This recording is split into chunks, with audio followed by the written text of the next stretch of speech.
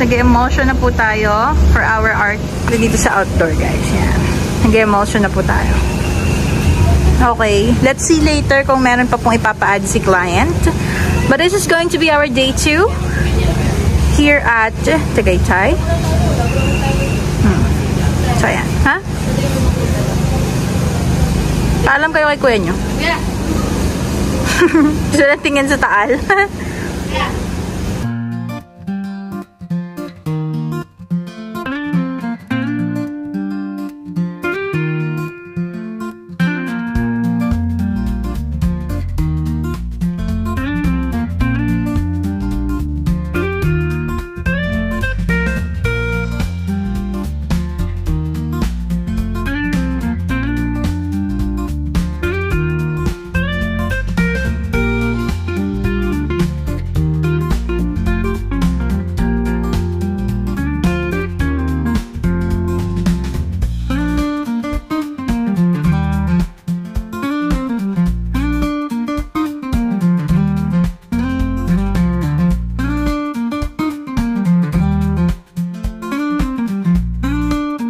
Guys, ni-start na po natin yung painting natin in this area.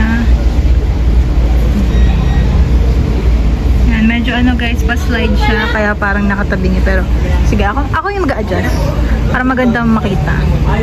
Makita niyo maganda. Yan. Zoom natin ng konti yan. So, ito na po yung ginagawa natin for today's video on our day 2 here at Tagaytay Diners. Wait, dito. Yan.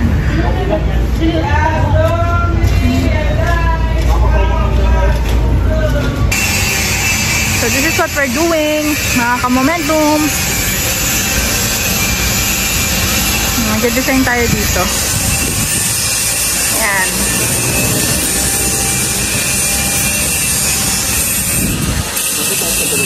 So yan, I'll be back later, okay? Kasi nandito yung ating client. Nandito si architect. Hi guys, so nakausap na po namin si architect. And si architect po yung aming contact for Diners Restaurant. So hopefully magkaroon pa po tayo ng mga next projects for them with our original artworks. O diba? Original creations, sabi ni architect. So I just wanna thank Architect Jay for trusting us to do mural paintings for Diners Cafe and Bar, and looking forward for Diners Restaurant. So that's our finish mural painting in this area. And ito po yung isa pa po natin ginagawa. Bali, fourth wall na po siya. So if na-curious kayo mga ka-momentum kung ano po yung nasa gitna, they will put a D, letter D on that area. Yung nakita natin sa taas yung ganito. Yan. Because that's the logo of the Diners. Okay? So, hindi pa kami na-advise guys kung ano po ilalagay dito. But, ito lang naman po yung pinadesignan sa atin. Ayan. Ang sarap sa feeling mga ka-momentum na pagkatiwalaan po tayo ng mga professionals. So, ayan. Hopefully, we can be part of your team, Architect Jay, and we are looking forward to it. So, ayan kasi guys, kung mapapansin nyo, tingin, hanggang baba pa yan. Malaki yan, mga ka-momentum. Mukha na siya maliit pag malayo, pero malaki siya. Malaki yan siya.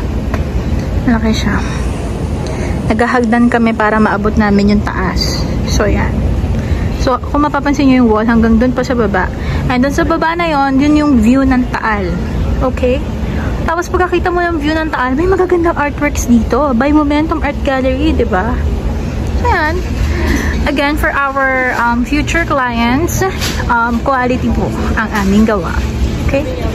Yun lang, may pressure na po ng konti dahil matagal na din po kami sa industry, but don't worry, our pricing is not cheap but not overpriced. So, yan po yung aming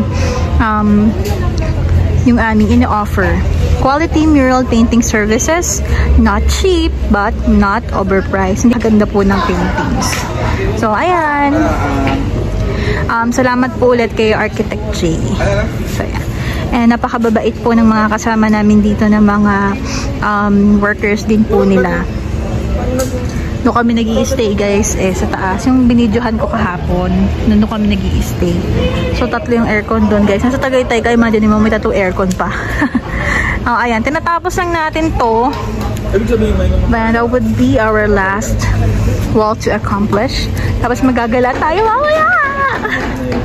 Ayan, yan ang gusto makagala. Ayan, yung batang yan. So, ayan. I'm gonna give you an update again, mga ka-momentum, later. And this is going to be our last day here at Tagaytay. Alright. Alrighty.